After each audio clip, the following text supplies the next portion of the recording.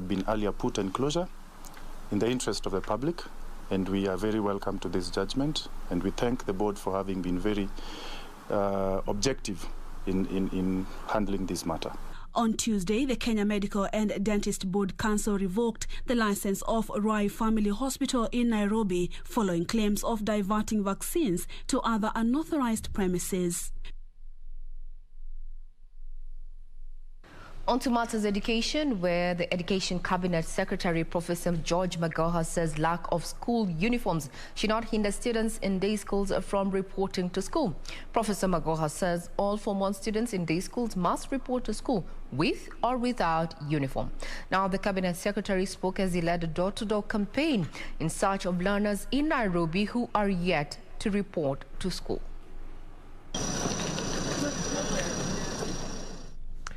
Wednesday morning, Education Cabinet Secretary Professor George Magoha led a multi-sectoral team on a door-to-door campaign to mop out learners within Kawangware, Dagoretti, Kangemi informal settlements in Nairobi County to find out the 2020 KCPE candidates who have yet to join Form 1.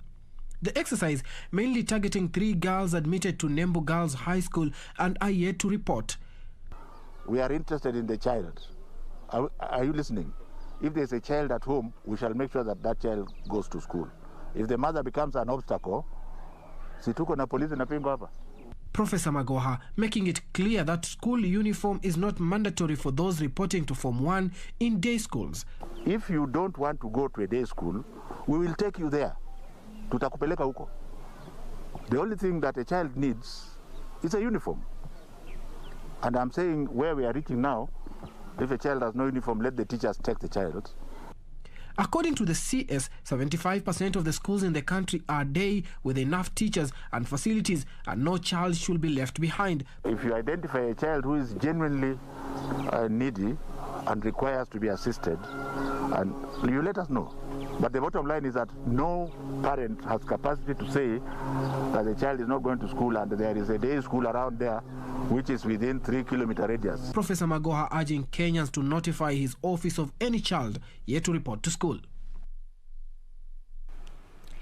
Now, the Independent Electoral and Boundaries Commission, and as well as the Teacher Service Commission, has already been duly constituted after the National Assembly approved the nominees for the position of members. In a special sitting convened on Wednesday, MPs endorsed 4 nominees to serve as commissioners of the electoral body and 5 candidates as members of the teachers' employer.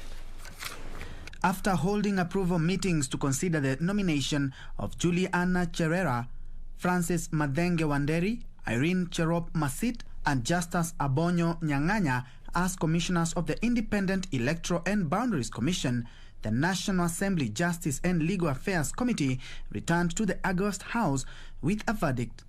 The recommendations to have the 4 join the electoral body to make it duly constituted, receiving the backing of MPs. All of them assured us that indeed they may understand in some situations why people may want to resign, but as patriots, they would never leave the country and the people of Kenya in the kind of lurch that we saw in 2017. Legislators urging the incoming commissioners to put the country first as they fulfill their mandate.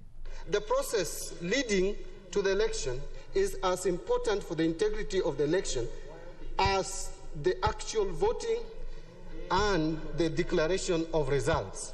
And therefore, Mr. Speaker, there should be as much transparency as possible. You don't put, if you're a commissioner, don't put the country into a crisis. You must uphold and protect the position given to you by the Constitution. At the same time, the National Assembly also gave 5 candidates a thumbs up to serve as members of the Teacher Service Commission. In its recommendations, the Education and Research Committee noted Nicodemus Ojuma Anyang, Christine Kahindi, Sharon Chelagat Kisire, Anseta Wafuko, and Salesa Adano Abudo had exhibited skills and capacity required for the positions. When you look through all the others, you see people who have a passion for academia. You see the research they've done. You see the qualifications, you know, the journals they've written. And it just shows you that basically the future of the Teacher Service Commission is progressively getting into the right hands. And when I look at the CV of the commissioners, Mr. Speaker, I have no doubt they have what it takes. I've seen majority of them, Mr. Speaker, have expertise on matters of education. But as we move forward, Mr. Speaker, the critical matter is human resource management. Well, and subsequently, after that particular debate on the floor of the House, that is the 12th August House there, President Uhuru Kenyatta has appointed the IEBC commissioners through a Gazette notice dated 1st of September 2021. Those are some of the pictures of what was happening during the vetting exercise, as well as what was being said at the floor of the House yesterday. Juliana Honge, Francis Mathenge Wandai, Irene Cherop Masit and Justice Abonyo. They have been appointed as IEBC commissioners for a period of 6 years, beginning effective, that is as per the Gazette notice dated yesterday. At the same time, the president has also appointed 6 TSC commissioners, that is Nicodemus Ojuma Anyang, Christine Haindi, Sharon Jelagat Kisire, and Senta Wafuko and Salesa Adano Abudo. We'll be getting details as we receive them. Remember, we are here to inform you on what has been making headlines. Now, crossing over to matters of, security as well as infernos as such, property worth millions of shillings was reduced to ashes in Blue Estate, Nairobi County yesterday afternoon. The cause of the inferno has not been established, with investigations ongoing to unravel the mystery of frequent fire incidences in the area. Residents affected are now appealing to the county government for assistance. Timothy Kipnusu with the details. The aftermath of a Wednesday afternoon fire that gutted down a section of Blue Estate area in Nairobi County. Angry residents pouring out their frustrations after the destructive incident, accusing the Nairobi County firefighters of slow response. So nimelost vitu zangu, kuna kitanda, mattress na vitu za nyumba zote, hata TV. Tungependa serikali tusaidie kudhibiti mkasa wa moto. Hatujuangi ni nini hasa huwa inasababisha, lakini kuna wakati mgumu kwa hii janga la moto vile imetuadhiri. Jen Mura, a trader in the area, broke into tears, saying she has lost everything. Hapo siwezi sema, hata sina nguvu. Juzi tu ndo tumeanza kununulia watoto tena uniform, kila kitu imepotea. Nilikuwa kwa nyumba, jirani akaniita, akaniambia Branis, unachomeka. Nikitoka nje, tukajaribu kutoka na maji, tuone kama tunaweza zima moto. But moto ikatuzidi, tumetoka tu hivi vile tuko, tumepoteza kila kitu. According to the Nyumba Kumi chairman Anthony Mwema, the incident is happening just 2 weeks after another fire broke out in the same area. Tulikuwa na mkubwa wetu Adio hapa, alikuwa anajaribu kuangalia adhari za moto ile nyingine ilikuwa hapa juzi, ambayo ilichoma manyumba takriban 46 na ikachomeka kabisa, ikateketea. So,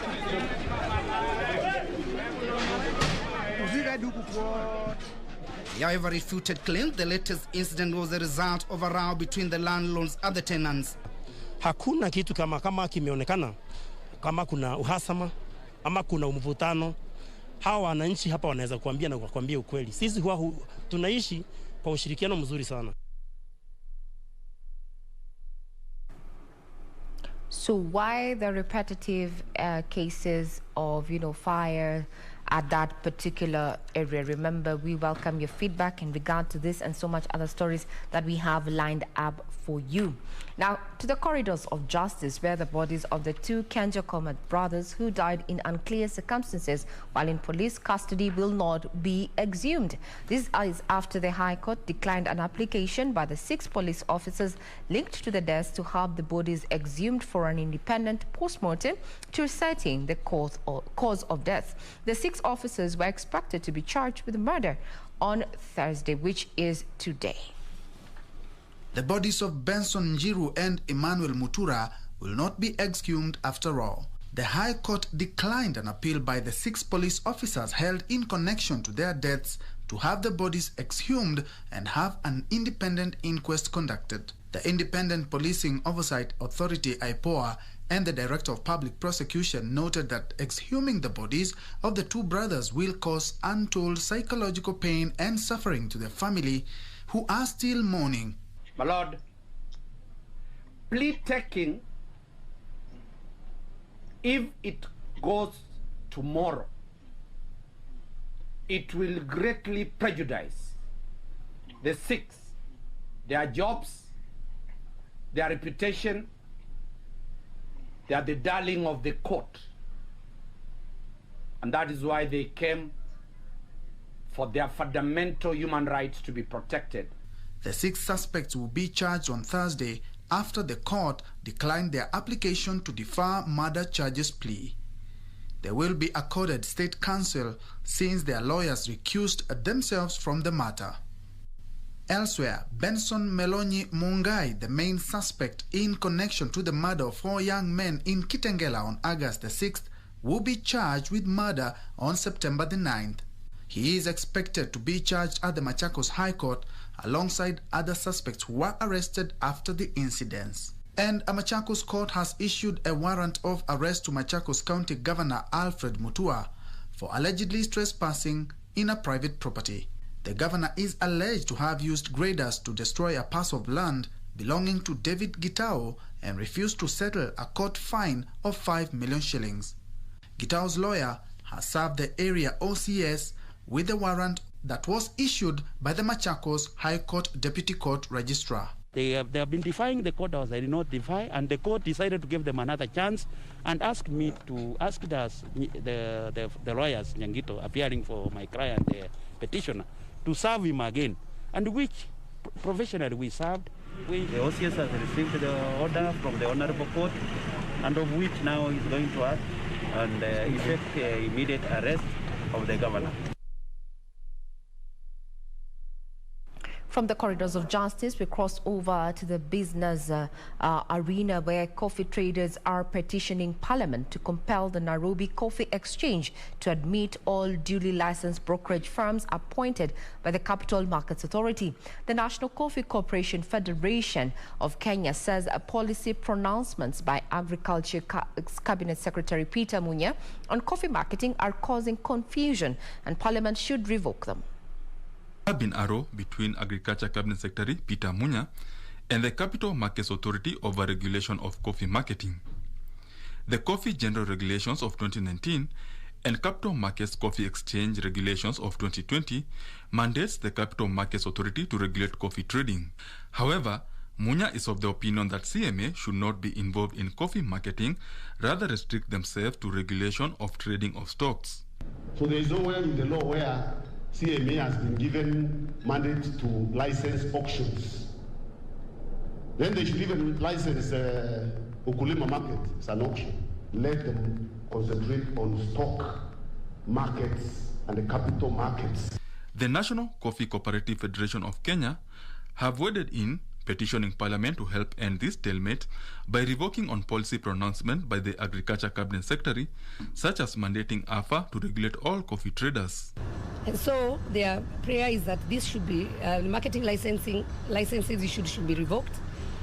And so coffee, the general rules from 202 or any legal rules extending the operation to be cancelled.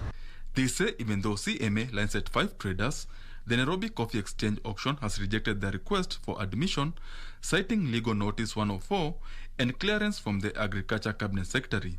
The topmost activity was going to the Nairobi Coffee Exchange, which we have not been able. We have gone through other areas. We have got the marketing licenses through the Capital Market Authority, but we have not been able to do that.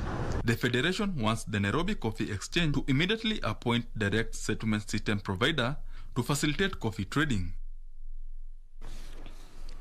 President Uhuru Kenyatta on Wednesday State House in Nairobi held talks with Citigroup Chief Executive Officer Jane Fraser, who paid him a courtesy visit. President Kenyatta and Fraser discussed a wide array of subjects, among them Kenya's partnership with Citigroup in post-COVID-19 economic recovery.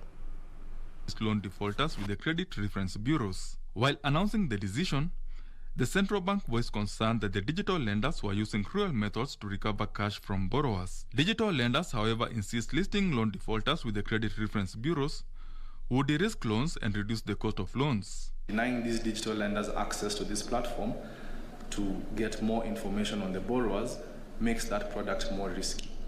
The resultant effect of this was that those who Speak of the next story that we're going to be covering, and definitely that is not our President Uhuru Kenyatta there.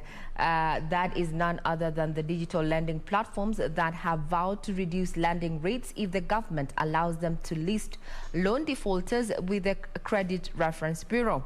This is according to the latest survey by Real Analytics that also indicates that data privacy is a list of worries for borrowers who are mostly concerned about efficiency of disbursement and cost of the loans. Here's the update. Digital lenders have been voicing concerns since the central bank announced a policy directive denying them the right to list loan defaulters with the credit reference bureaus. While announcing the decision, the central bank voiced concern that the digital lenders were using cruel methods to recover cash from borrowers. Digital lenders, however, insist listing loan defaulters with the credit reference bureaus would de-risk loans and reduce the cost of loans. Denying these digital lenders access to this platform to get more information on the borrowers makes that product more risky. The resultant effect of this was that those who did take on loans suffered a higher risk premium, which then translated into higher interest and fees that they were charged. This, as a survey by Real Analytics on digital lending, shows that most borrowers are less concerned with their data privacy when borrowing, though a growing number of customers are concerned about threats by digital lenders when collecting their loans. That they're keen to have their privacy protected, but it was not a big issue. In terms of ranking of the issues, it was one of the lower issues. The survey shows that most digital lending customers were aged between 30 and 38 years and also constituted the largest percentage of defaulters. Customers aged 35 years and above borrowed money to invest in business, while those below 35 years borrowed for personal use. Now again, you must look at it between different age groups. So amongst the youth, it was immediate needs. Amongst the over 35s, it was mostly business needs. Women were the most likely to service their loans as compared to males, who also use multiple digital lending platforms. Now, digital lenders, when we talk about digital lenders, we're talking about mobile or rather fintech. If you are using these apps, just to name but a few, Tala Branch, M-Shwari, KCB M-Pesa, that is what they are talking about. That for them to reduce the interest that is charged on those loans that are dispersed, they want defaulters listed in the CRB. What is your take? As you think and ponder on that, we take a quick breather. We'll be right back.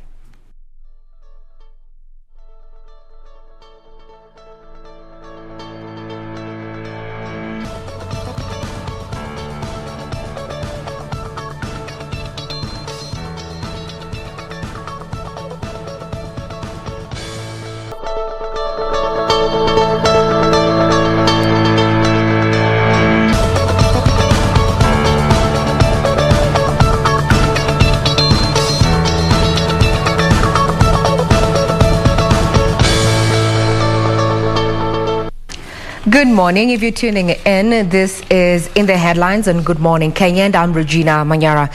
There's those who are already logged in on Facebook Live. We have Darasa Deberius who says, good morning. We are watching from Vihiga County. There's also Bernard Nyagenyo who says, Mombasa tuko mbele pamoja, sivo mbele kabisa. Aya. Philemon Kiprono says, bravo to CS of Education for doing anything possible to see all Form 1 students are back to school with or without uniform. Philemon Asante, you should have told us where you're watching us from, but thank you very much. Rayan Moses, on the other hand, says we're live from Vihiga County. Moses Aswani also says good morning. So thank you very much. We also have yes, that is Moses Aswani, as well as Tom Mwema from Nairobi and Jackson Kehara there from Nairobi. area. Now, you remember you can also get further details. If you prefer to read on the details, you can find it on our website, that is www.kbc.co.ke. We also welcome your feedback on Twitter at KBC Channel 1 News. Now, crossing over to the sporting arena, where the national soccer team Harambee Stars will play Uganda Cranes in their first group match of the 2022 World Cup qualifiers. The match will be played behind closed doors this afternoon, but will be televised live on KBC Channel 1 from 4 p.m. The 2022 World Cup finals will be played in Qatar.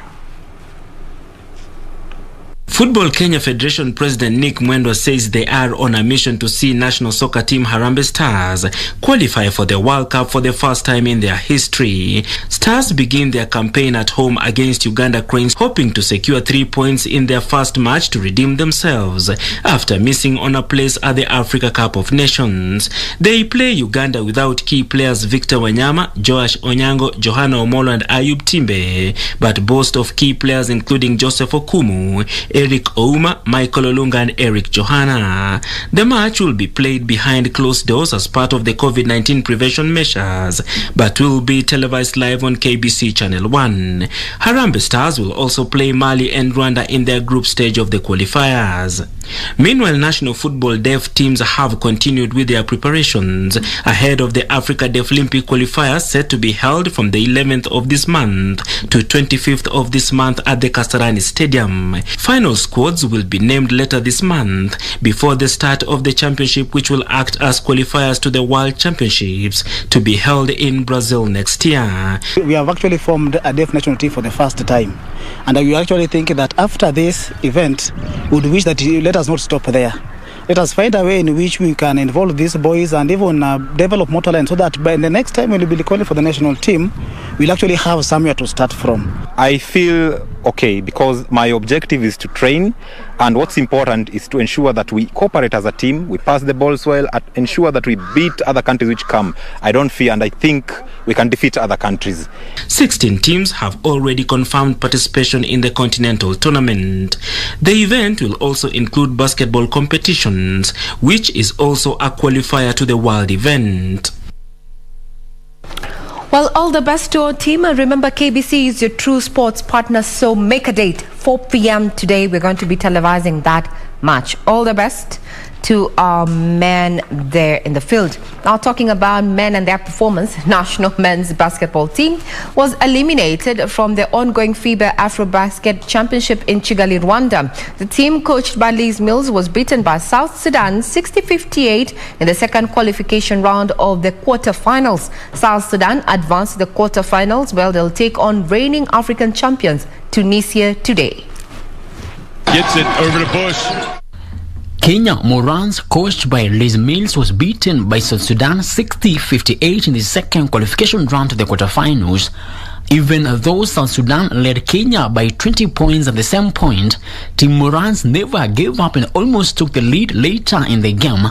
Kwani, they got to put it up, and they turn it over yet again. Wasiro, 3-on-1 break. Karanga lays it up. The Morans are not going away. In their first ever Afrobasket appearance, South Sudan advanced to the quarterfinals, where they will take on reigning African champions Tunisia. Now, we were talking about how the Morans performed, and I'd want to just draw your attention to the performance of Violet Wanyonyi's dazzling performance, that helped Vihiga Queens ruthlessly hammer South Sudan Yeyi Points Joint Stars 11-0 on the CAF Women Championship League Zonal Qualifier match that was played yesterday at the Nyayo Stadium. Now, Wanyonyi netted 4 goals, while Maureen Achieng scored a hat-trick. Now, the Queens will be next in action in Group B. This is this Friday, with a match pitting Zanzibar's New Generation FC. Now, the inaugural CAF Women Championship League qualifiers has attracted 8 teams, with semi-finals slated for Monday next week. Remember, you can get further details on our website.